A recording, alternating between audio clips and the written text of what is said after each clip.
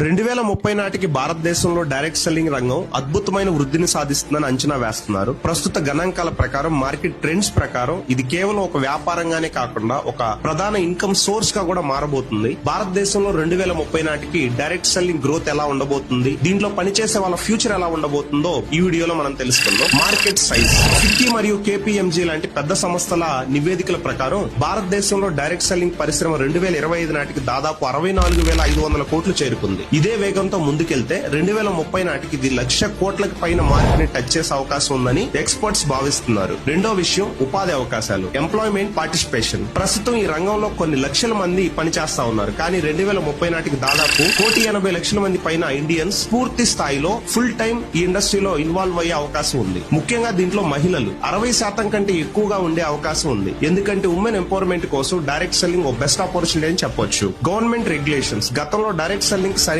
చట్టాలు లేవు, కానీ ఇప్పుడు భారత ప్రభుత్వం consumer protection direct selling rules 2021 వచ్చిన తర్వాత ఈ చట్టాలు చాలా కఠినంగా ఉండడం వల్ల మోసపూరిత కంపెనీలు, మనీ సర్క్యులేషన్ స్కీమ్స్ ని మెయింటైన్ చేసే కంపెనీలన్నీ కూడా క్లోజ్ అయ్యి నిజమైన ప్రొడక్ట్ బేస్డ్ కంపెనీస్ లో ప్రజలు జాయిన్ అయ్యి పని చేస్తారు. అండ్ ఆ కంపెనీస్ కి గౌరవం, నమ్మకం కూడా పెరుగుతుంది. 2030 నాటికి ఇది అత్యంత సేఫ్ ఆపర్చునిటీ కెరియర్ గా మారబోతుంది.